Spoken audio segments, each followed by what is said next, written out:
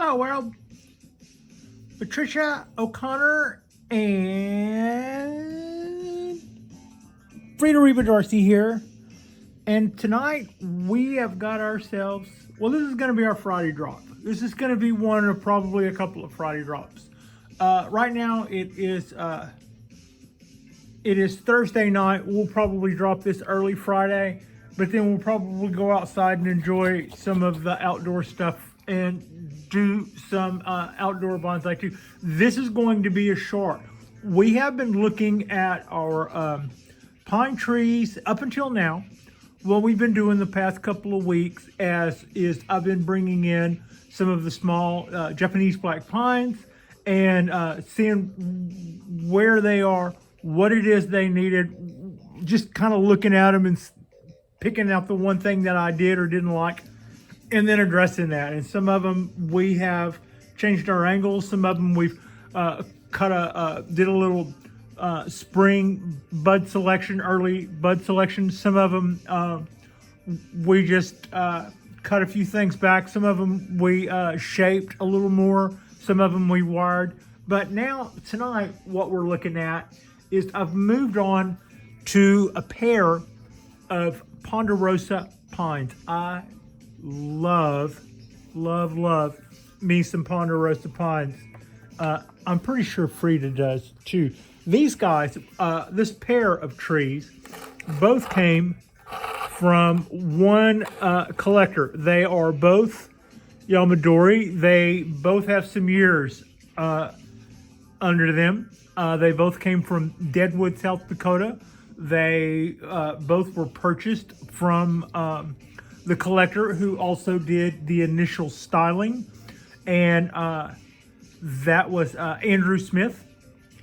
And I just really think that he did a great job with them. I have done some work to these trees since. This one I got less than a year ago, like 7 or maybe 6 months ago. This one I've had a couple of years. This one was one of two that I purchased at the time. And I purchased this one and a very large one. And the very large one we lost this past winter. And yeah, that was a hard one for me. This tree has a name. This is Hoss Pondo, and this is Babe. And what we did to Hoss last year is I up-potted it, repotted it, up-potted it. I took it from a pot that was that big to this one. So it did get quite a bit. And it was straight up, not straight up. I mean, you can see the trunk has a lot of curve. But the first bit of motion, it was kind of straight up like this and was very much a literati.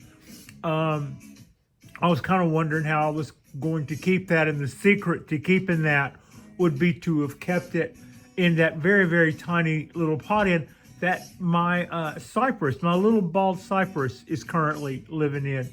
So I was always wondering about how I was going to keep that guy healthy in that tiny pot.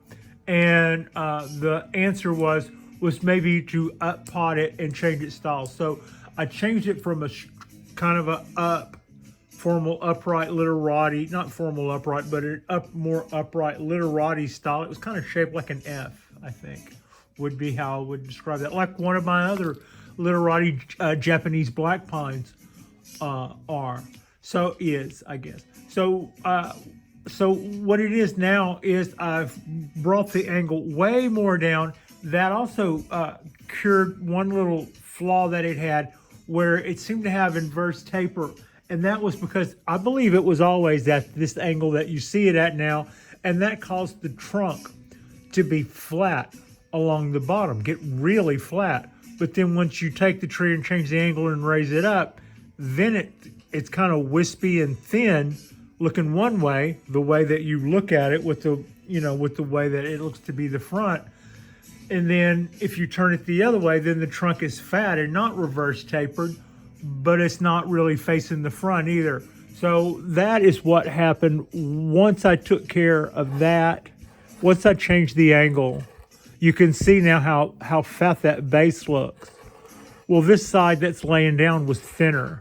So when it stood up, a little bit, that part looked thinner. Maybe I'll bring it more to the forefront here. But having done that, and having worked on the,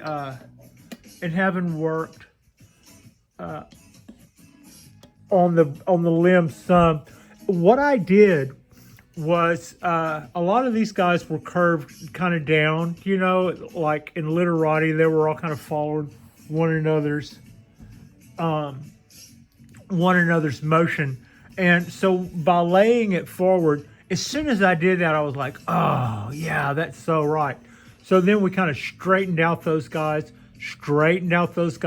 which I remember having a sweating out whether or not I was going to be able to match those distances. But it's that dead air space I think really helped that.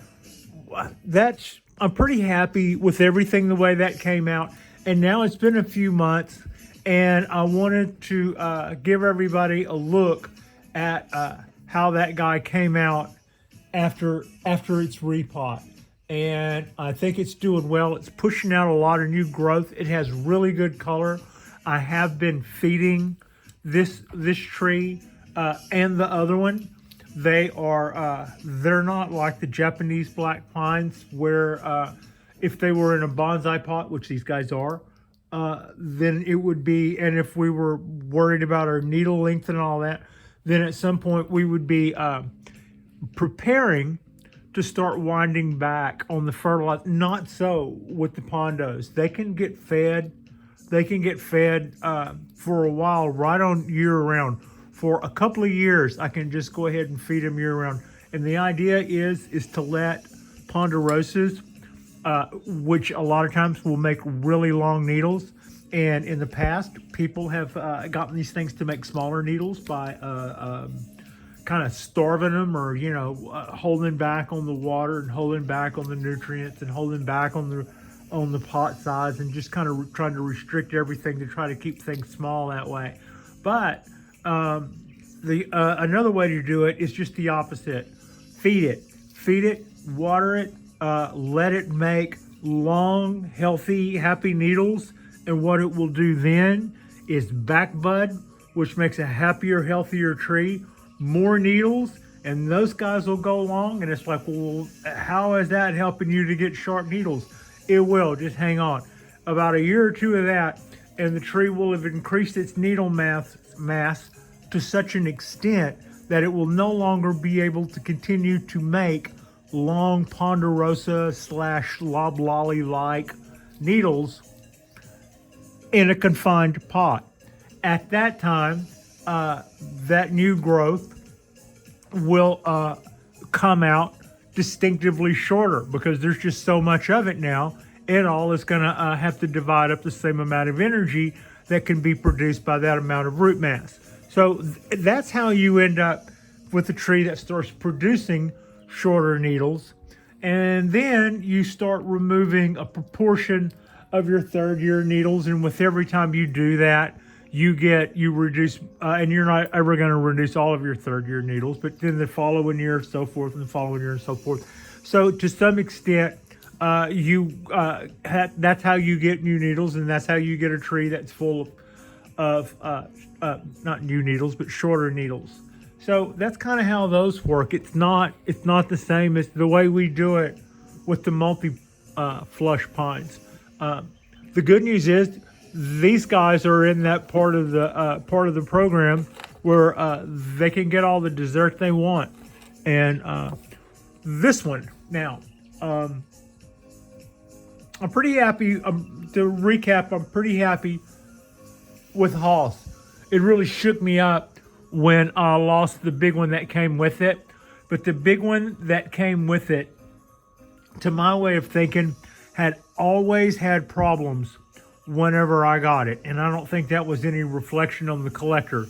I had problems with FedEx during that shipment, and that tree took 3 weeks to get here. And This one took that better than the big one did.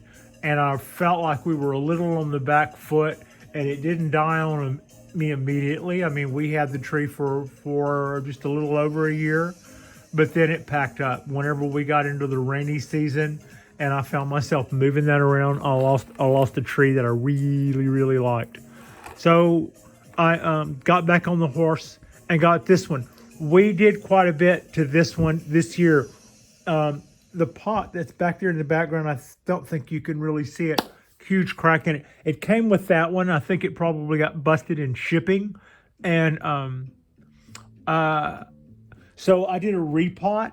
And so it's probably about the same size pot that it was in. I also changed the angle on this tree. I did quite a bit of wiring on it, probably maybe a little too much.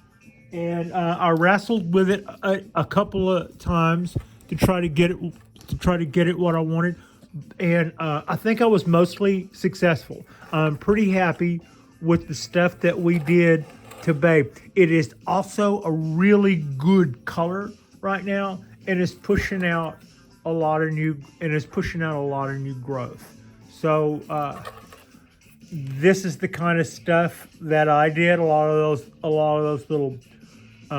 Since it's windswept, they weren't exactly Cheerios, but they're kind of like, and you can see in the back, I've kind of mimicked that motion. All of those branches are doing that. Some of them were a little short to get much of that motion, so maybe I left them alone, thinking that we'll pick them up next time. This guy here is probably about ready. Oh yeah, come on, do it. Could use more wire, and then maybe I'll. There, no, I did it. Now you can't see it, but yeah. Now here's a little view from the back, I think, if I pan around this way. So we can see I've got all those little curls in its windsweptness and stuff. And we have all of this great root stuff going on. If I separate the trees where you can see a difference. We have all of this really great exposed root stuff here. This tree, I am just really happy with it, and I'm really happy with the stuff that we did on the video for this. And I think both of these trees came out. Really, really nice. I'm really happy with them. They are quite a bit different than the stuff that we've been doing with the Japanese black pines, but they have their own personality.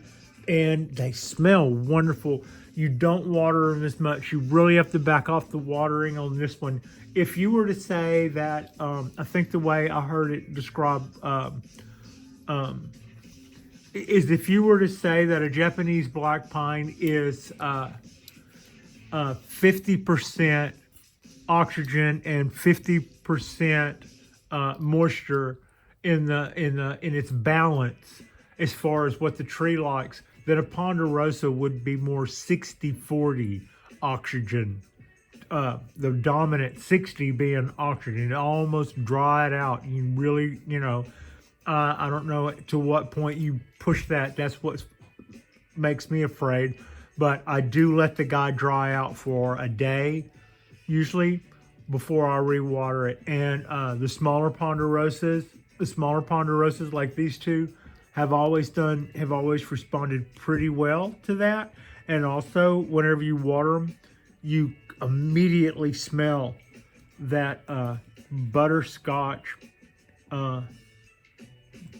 Pondo smell. It's just awesome. Everything about those little guys are awesome. The little one, Hoss here, has it's 26 years old. They're both high elevation trees. This one has a few more lichens on it, which I really think is cool. I'm not gonna, as far as I know, I don't see any reason to take them off. They don't seem to be. They are somewhat parasitic, but they're dry. They don't seem to really eat a lot. So they do take a long time to form. That's why they don't do a lot of damage. They're pretty slow moving. So they're a sign of age, and I don't think they deter from the look. Right in I don't know if I'm showing you. Let's see if I bring that around there, and then maybe use something besides putting my hand in the shot.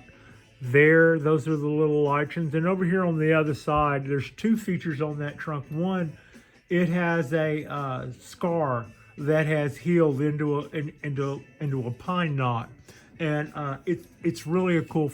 Maybe I'll turn it around, bring it around, and let it see. It's also got a gin.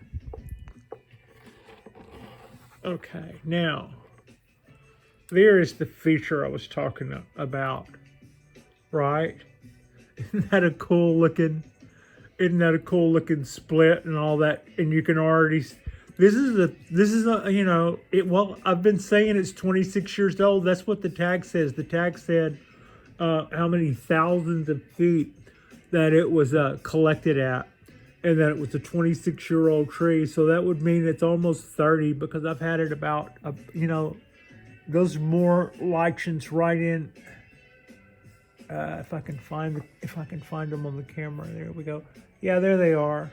There they are. These petals right there. Maybe I can get that to come into focus. What do you say there, camera?